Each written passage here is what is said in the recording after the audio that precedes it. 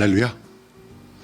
오늘 우리가 함께 나눌 말씀의 제목은 내 눈 주의 영광을 보내입니다.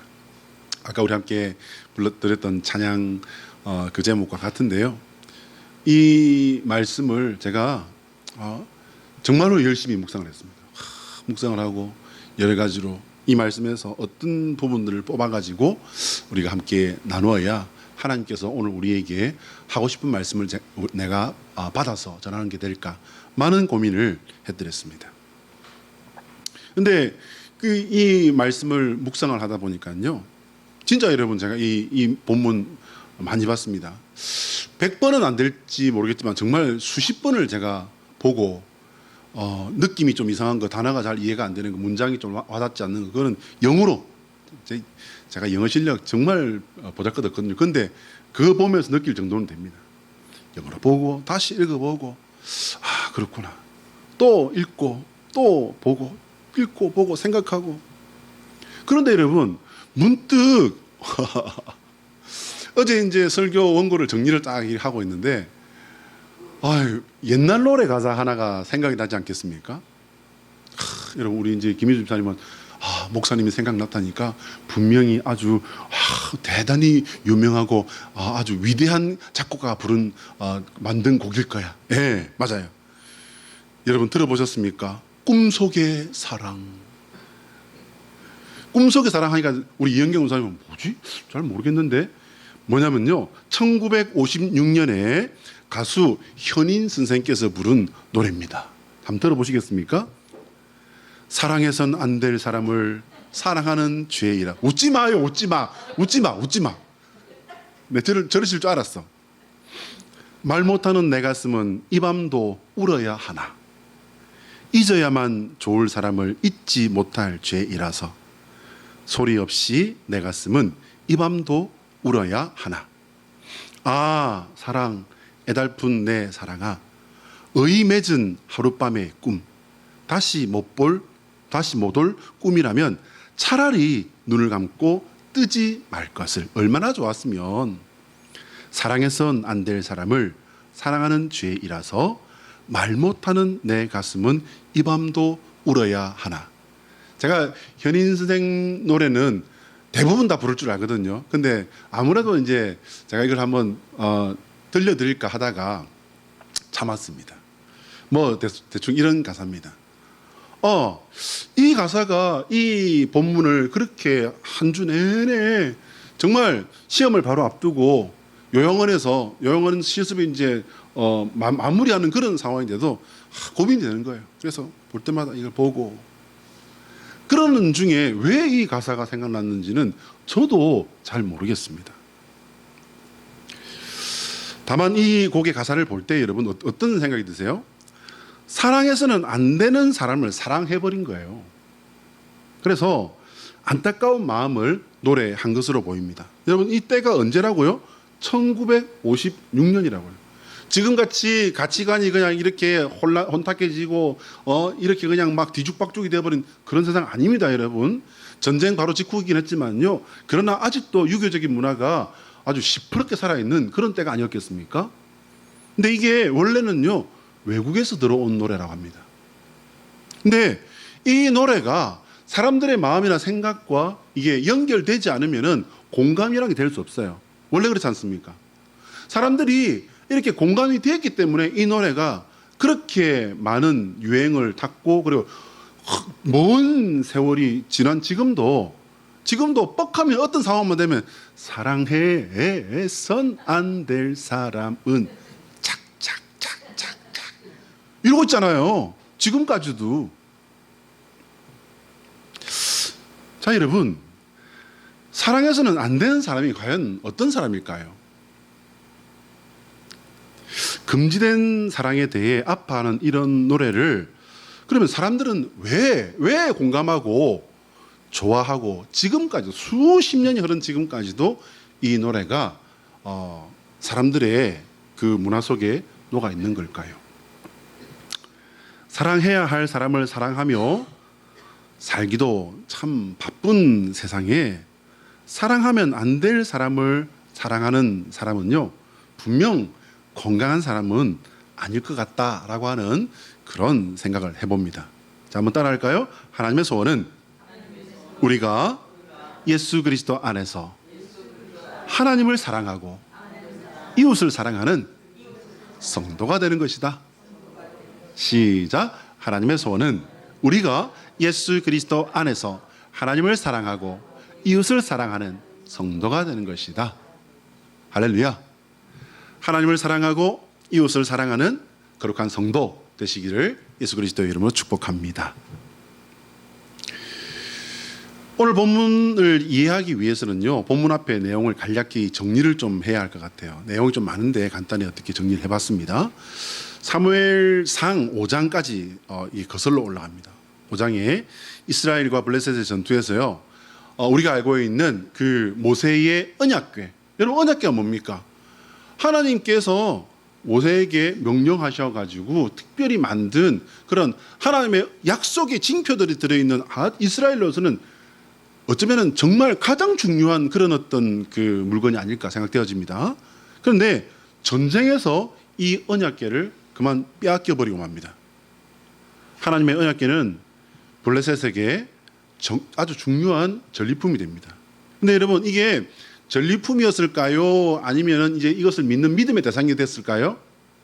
여러분, 이것도 보셔야 됩니다. 이 중요한 의미가 있습니다.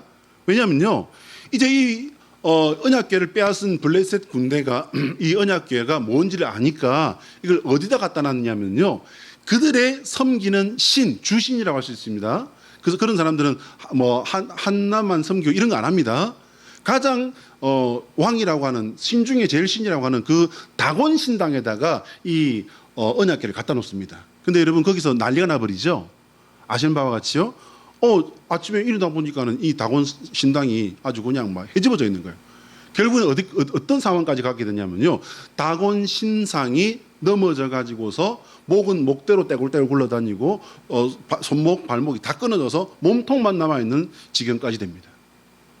이런 난리가 나고 나니까 이거 우리가 갖고 있다가는 큰일 나겠구나. 여러분, 그러면은 다곤도 어찌할 수 없는 이런 상황이면 진짜 신이 누구라는 말입니까? 여호와 하나님이시라는 뜻이잖아요. 그러면은 다곤을 믿어야 되겠어요? 여호와 하나님을 믿어야 되겠어요? 여러분들은 지식 충만하시고 상식 충만하시고 믿음 충만하시니 그런 정도는 아시는데요. 블레셋 사람들은 그런 이게 안 들어왔던가 봐. 그러니까 이제 찾다 보니까는 이제 지혜 있는 사람들이 와가지고서 이거를 갖다가 갖고 있으면 안 된다. 그러니까 빨리 돌려보내드려라. 어떻게 해가지고 돌려보내드려야 된다. 근데 이게 오다가 또 난리가 나지 않습니까?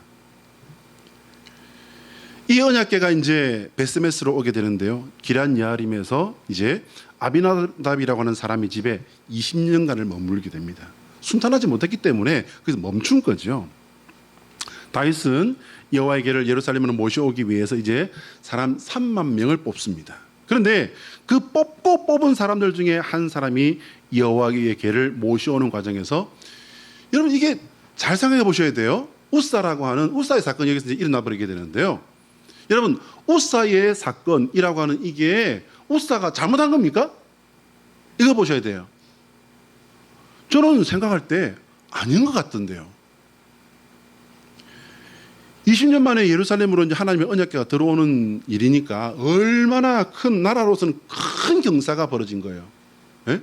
블레셋을 갖다가 자기들은 꼼짝도 못하고 언약궤를 뺏기기까지 했는데 그 언약궤가 거기 가가지고서 온 나라를 다 헤집어 놓고 블레셋의 주신이라고 하는 다곤을 꺾어놓고 그리고 이제 돌아오는데, 여러분, 그 영광이 드러난 거예요? 안 드러난 거예요? 하나님의 영광이 드러나지 않습니까?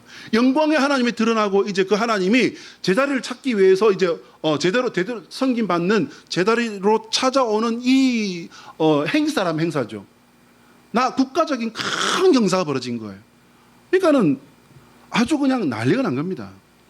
뽑혀온 3만 명의 사람들과 악기가 연주하고 사람들은 여러분 조용하게 이제 그렇게 일을 했겠습니까? 함성을 부르고 난리가 난 겁니다. 근데 그 와중에요, 그렇게 막 시끄럽고 이렇게 하다 보니까 언약궤를 끌고 오는 소들이 뛰기 시작한 거예요.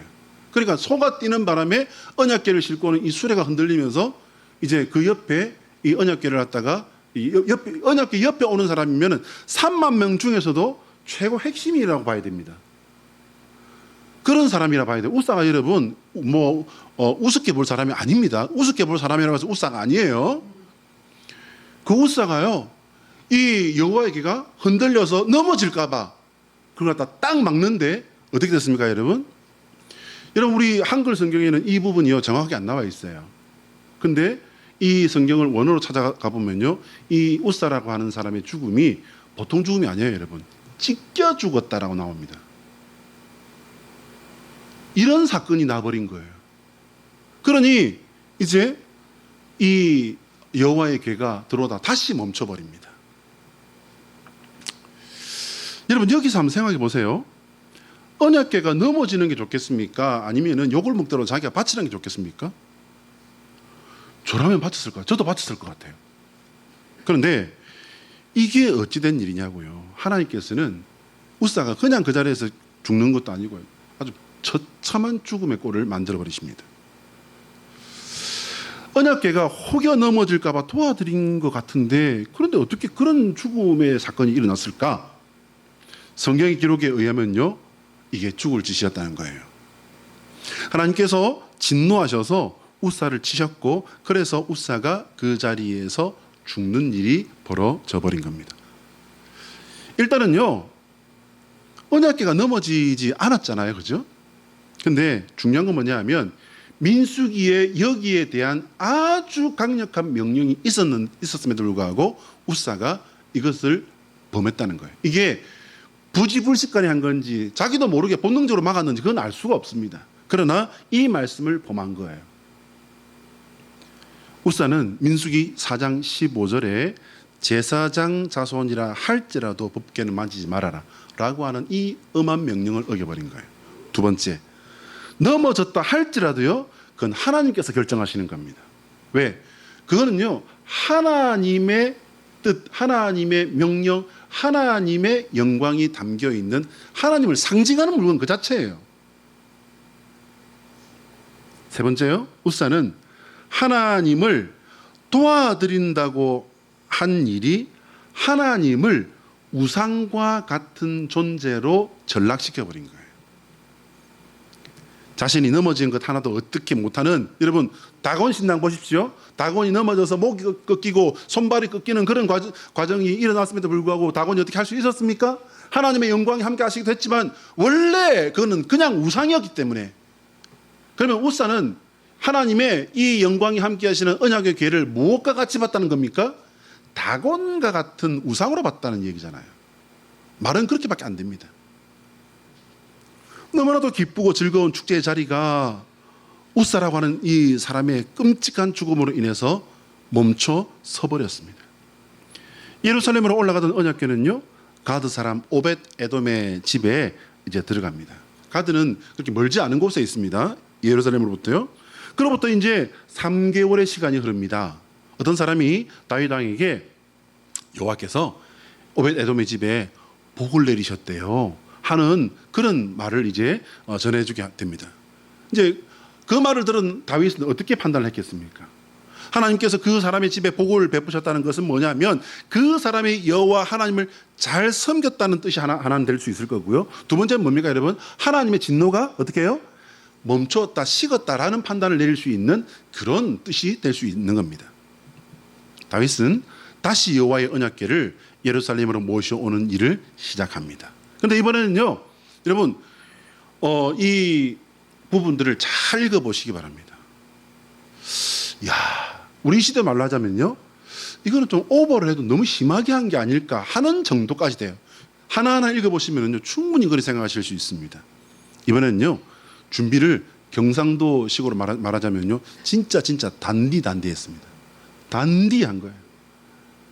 여호와의 궤를 맨 사람들이 6발자국을 갈 때마다 뭘 했냐면요, 제사를 드립니다. 여러분 생각하시면서 이 말씀을 읽으셔야 돼요. 아무리 오벳 에돔의 집이 예루살렘 근처에 있었다고 해도요, 여러분 몇 발자국이라고요? 100m도 아니고요, 6발자국 갈 때마다 제사를 지냈단 말이에요. 6발자국마다 제사를 드렸다면 도대체 제사를 몇 번을 드렸을까요, 여러분? 그뿐입니까? 다윗은요, 여호와의 언약궤가 들어오는 길에서 마치 미친 사람처럼 춤을 춥니다.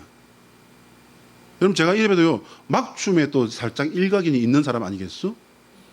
여러분 잘 모르시죠? 이거 부천에서 여기까지 소문은 잘 안 났을 거예요. 부천에 가면 제가 사역하던 교회에 막춤 그러면은 최아무개 목사 이렇게 아주 유명합니다. 여러분 막춤을 추는데요. 막춤이 다이어트에 억수로 좋다는 사실을 여러분 혹시 아십니까? 들어보셨을 겁니다. 왜일까요, 여러분? 엄청난 체력을 소모하게 되는 일이기 때문이에요. 막춤 쳐보셨습니까? 저는 우리 부천 동강교회에 어르신들하고 막춤을 추는 걸로 아주 유명했습니다. 얼마나 막춤을 신나게 췄냐면요. 예배 시작할 때는 이렇게 이제 머리 탁 이렇게 정돈하고 그리고 이제 넥타이까지 하고 이렇게 하는데요. 막춤 순서가 거의 매주 들어가 있었어요. 왜? 좋으니까. 여기서 여러 가지로 이게 도움이 되는 게 보이니까. 6년 동안 막춤을 췄다니까요. 막춤을 추고 나면요. 머리끝부터 발끝까지 다 젖어버려요. 얼마나 땀을 많이 흘리는지. 그러면은 저희 모임이 1시간 반 정도 이렇게 했거든요. 1시간 반 동안 쳤을까요? 아닙니다, 여러분. 절대로 제가 장담컨대 1시간 반 못 춥니다.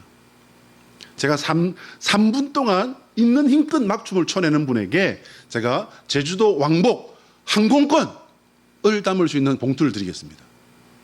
죄송합니다. 여기서 보통은 다 웃는데 절대로 3분 동안 못 춥니다, 여러분. 굉장히 힘듭니다. 그런데 이 다윗은요 이걸 하고 있어요. 영어 성경에 보면은 이 부분이 어떻게 되어 있냐면요. 다윗이 어떤 기쁜 마음으로 했을 것이다라고 하는 것은 다윗의 믿음이 그런 사람이기 때문에 그런 신실한 분이기 때문에 정말 온 기쁨을 하나님께 표현하기 위해서 했을 것이다 라고 하는 말도 할 수 있을 겁니다. 그런데 여러분 성경에는 어떻게 나와 있냐면요. 최선을 다해서 그러니까 그의 능을 다해서라고 되어 있습니다. 그가 그냥 대충 이렇게 사람들이 보기에 아주 신나 보이고 왕이 이렇게 겸손하게 하나님 앞에서 춤을 추는 거라고 하는 그런 우리식으로 말하자면 퍼포먼스를 보여준 게 아니에요. 모든 힘과 능을 다해서 하나님 앞에서 춤을 춘 거예요. 그래서 여러분 오늘 우리 바탕 화면도 저거 보십시오, 여러분. 저게 어디에 저게 왕의 모습입니까? 다윗은 여호와 하나님 앞에서 몸과 마음의 모든 것을 올려 드린 겁니다. 성경에 기록된 이 부분은요, 우리가 두고두고 묵상을 해야 할 부분이고 모습이라고 저는 생각합니다. 우리가 하나님 앞에서 어떤 삶을 살아야 할지 내 자신이 드릴 수 있는 믿음의 최고, 최선은 무엇일지 우리는 다윗의 이 모습을 생각하며 묵상하고 내가 드릴 것을 찾아야 할 줄로 믿으시길 바랍니다. 예배를 준비하면서 이것을 찾아야 하고요. 기도를 하면서 찬양을 하면서 우리는 내가 드릴 최고, 최선에 드릴 것을 찾는 성도 되시기를 예수 그리스도의 이름으로 축복합니다. 다윗이 언약궤 앞에서 춤을 췄던 이것은요. 우리가 몇 번이고 우리가 이제 신앙생활 하면서 들어봤을 겁니다. 유명한 사실이죠. 당시 현장에서요. 이 모습을 바라보는 사람들은요. 다윗이 다스려야 할 백성들이었어요. 이게 국가적인 큰 영사가 있으니까 다른 나라 왕들이 이게 오고 외교 대사들이 오고 그런 자리도 아니었어요. 그러니까 그 자리에서 다윗보다 더 높은 사람은 아무도 없었습니다. 그렇잖아요. 사실 성경이 이렇게 기록을 해서 그렇지 정말 대단했을 거란 말입니다. 왕은 거의 벌거벗다시피 하고 미친 사람처럼 막춤을 추고 펄떡펄떡 뜁니다. 사람들은 함성을 지르고 큰 소리로 나팔을 불고 정말 정신없는 모습이 아니었을까 하는 생각을 해봅니다. 그런데 여러분 이 광경을 보면서 고개를 절레절레 흔드는 한 사람이 있었습니다. 16절에 보시면은요 어떻게 되어 있냐면요 여호와의 궤가 다윗성으로 들어올 때에 다윗의 딸 미갈이 창으로 내다보다가 다윗 왕이 여호와 앞에서 뛰놀며 춤추는 것을 보고 심중에 그를 업신 여기니라. 마음에 어떻게 여겼다고요? 그래서 이 미갈은 창으로 이렇게 보면서 에휴, 6.25 때 난리는 난리도 아니네. 그러고 있었단 말입니다. 본문의 미갈을 여러분 어떻게 소개합니까? 다윗의 아내 미갈이라 말하지 않습니다. 사울의 딸 미갈이라고 소개합니다. 여러분 이것도 중요하고 아주 의도된 그런 표현이라고 볼 수 있습니다. 여러분 사울이 누굽니까? 여호와의 언약궤를 자신의 필요에 따라서 사용할 수 있다고 생각한 사람이었어요. 같은 상황이었다면 다윗이 같은 상황이었다면 그 전쟁터에 하나님의 언약궤를 들고 나갔을까요? 저는 아니라고 봅니다. 하나님을 그 정도로 생각했던 사람이었고 미갈은 그런 사람의 딸이었다라고 성경은 지금 말씀하는 거예요.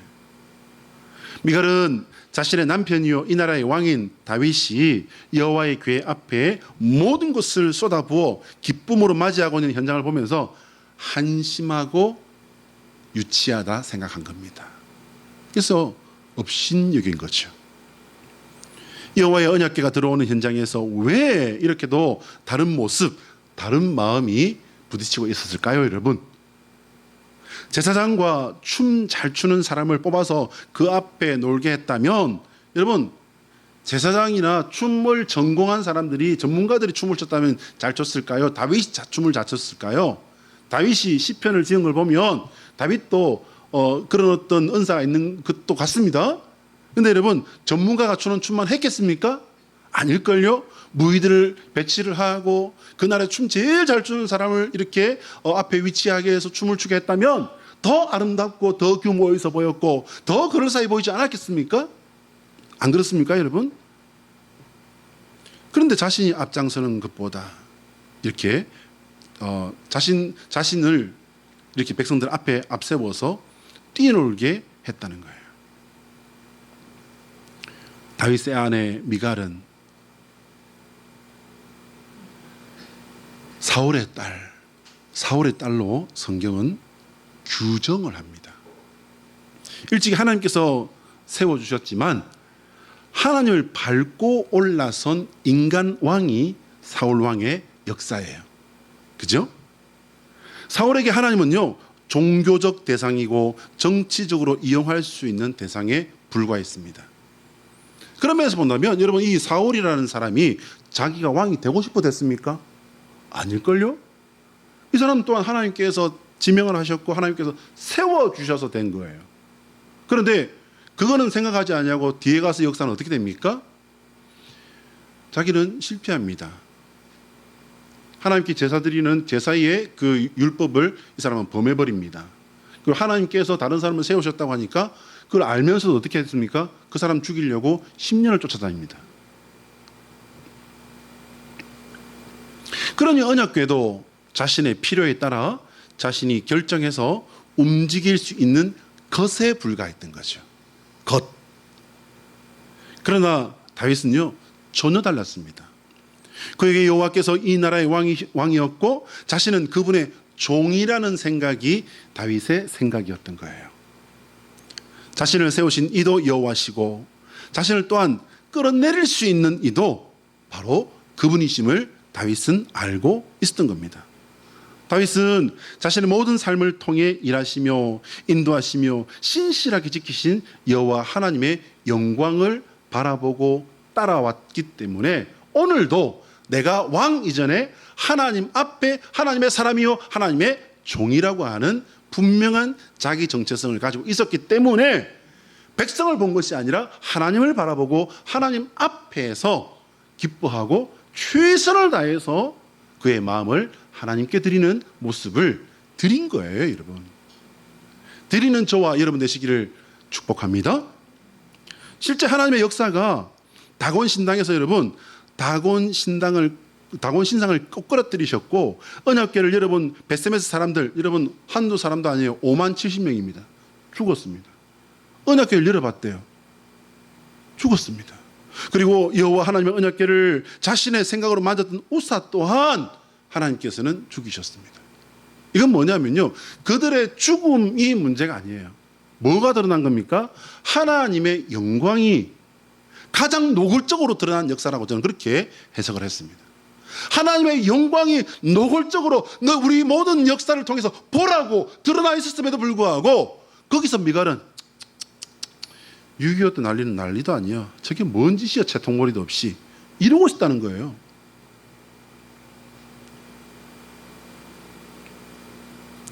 다윗은 살아 역사하시며 이스라엘을 다스리시는 하나님의 영광을 본 겁니다. 그 하나님의 영광이 이제 다시 본래 자리로 돌아오는 이 역사 앞에 주체할 수 없는 기쁨과 감사를 춤을 통해 제사를 통해 하나님께 올려드린 겁니다. 하나님의 영광은 인간의 생각과 인간의 판단에 매여 좌우되지 않습니다. 하나님의 영광은 인간의 업적과 같이 뭔가를 이룸을 통해 쌓거나 쟁취되는 것이 아니라는 사실을, 취하거나 혹은 잃거나 하는 것이 아니라는 사실을 여러분 놓치지 마시기 바랍니다. 하나님은 인간이 무시하고 부인해도 빛나는 영광 그 자체이신 겁니다. 하나님께서는 영광 가운데 홀로 계시며 우리를 그 영광 가운데 인도하시는 하나님이십니다. 그 영광의 길은 인간의 어떤 능력으로도 갈 수도 없고 끌어볼 수도 없는 길이에요. 우리는 하나님의 그 거룩 앞에, 그 영광 앞에 절대로 못 갑니다. 완전하고 거룩하신 그분께 어떻게 죄와 모순으로 가득한 우리 인간이 갈 수 있단 말입니까? 그래서 예수님께서 십자가를 지신 거잖아요. 그래서 예수님께서 십자가로 그 길을 여신 줄 믿으시길 바랍니다. 예수님의 십자가뿐입니다. 마치 건널 수 없는 홍해를 하나님의 능력의 바람이 길을 열어주셔서 건너게 하신 것처럼 예수 그리스도의 십자가만이 우리가 하나님의 영광에 나아가게 하는 유일한 길이라는 사실을 믿으시길 바랍니다. 한번 따라합니다. 예수 그리스도의 십자가는 주님의 영광에 이르는 오직 하나뿐인 길이다. 시작. 예수 그리스도의 십자가는 주님의 영광에 이르는 오직 하나뿐인 길이다. 믿으시면 아멘. 오늘 도입부에 꿈속의 사랑이라는 노래 가사를 함께 봤습니다. 인간은 실제로 사랑해서는 안 될 사랑을 하며 괴로워하면서 정작 사랑해야 할 존재는 사랑하지 않는 것이 무지한 인간이더라는 것입니다. 여러분 오늘 미가를 보시기 바랍니다. 여호와의 언약궤가 하신 일들을 다윗에게만 비밀리에 보고가 되었을까요? 온 백성이 다 알고 있지 않았을까요? 그래서 하나님의 영광이 드러난 그 사실 앞에 온 백성이 환호하면서 감사함과 기쁨으로 소리를 지르면서 그렇게 맞이하고 있는 그런 상황이 아니었을까요? 저는 그랬다고 봅니다. 그럼에도 불구하고 미갈은 그 영광의 주님이 언약궤와 함께 예루살렘으로 돌아오는 것은 눈에 보이지 않았습니다. 미갈의 마음은 자신이 왕이었기에 더 높아질 수 없는 교만한 마음이었어요. 그녀는 공주였습니다. 평생 그렇게 살았습니다. 그러나 지금 그 아버지가 어떻게 됐습니까, 여러분? 처참하게 죽었습니다. 그 형제들이 어떻게 됐습니까? 정말 비참하게 죽지 않았습니까? 그러면 어떻게 된 거죠? 망한 거예요. 망한 겁니다. 다윗이 내쳐버리고 아주 비참한 지경에 던져버려도 할 말이 없는, 말할 수가 없는 그런 상황이 돼버린 겁니다.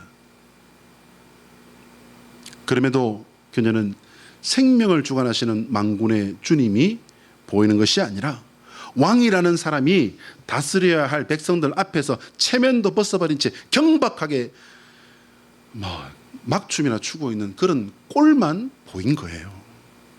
하지만 다윗의 마음은 자신이 왕이라 할지라도 하나님께서 왕이심을 믿는 마음이었습니다. 그러니 자신의 그 왕이 영광 중에 임하는 자리에서 어찌 가만히 있을 수가 있었겠습니까? 다윗이 여호와 하나님을 반겨 맞은 것은요, 경외하는 마음이었고 사랑하는 마음이었습니다. 이와 같이 우리가 사랑해야 할 대상을 제대로 사랑하는 것은 참으로 중요합니다. 이제 여러분 시간이 좀 됐습니다만은 얼마 전에 서울에 몇만 명이 모이는 교회에서 실제로 있었던 작은 사건 하나를 나누면서 말씀을 마치려 합니다. 이제 주일 예배가 마쳤습니다. 예배를 마치고 한꺼번에 사람들이 많이 나오기 때문에 여러분 이 우리 강 권사님도 잘 아실 거예요. 우리 영경 권사님도 큰 교회 계셨네요. 큰 교회에서 예배를 마치고 나면 그때부터 이제 전쟁이 벌어집니다. 두 군데 전쟁이 벌어져요. 첫 번째는 어디죠? 식당. 두 번째는요? 주차장. 예. 난리가 난 거예요. 근데 여러분, 제가 사역하던 교회는 예배 인원은 그 당시에는, 지금은 이제 5,000명이 넘었습니다만 그 당시에는 4,200, 300 이 정도 이렇게 모여서 주일 예배를 드렸거든요. 근데 제가 이제 섬기던 그 예배는 11시 3부 예배였는데 그때 한 1,100에서 한 1,200명이 예배를 드렸어요.